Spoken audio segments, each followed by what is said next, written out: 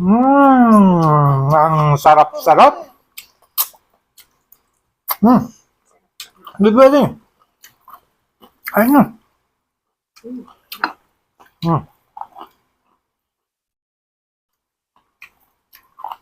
Masarap nga. Walang anghang kasi hindi naman binuha ko yung daddy. Ito, tikman nga natin itong pinsan ng hito. Ito yung first cousin ng hito, mga buddy. Ang sarap. Talaga.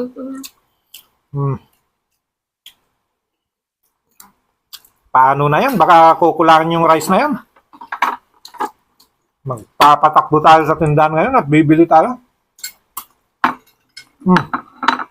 Di ba, baby buddy?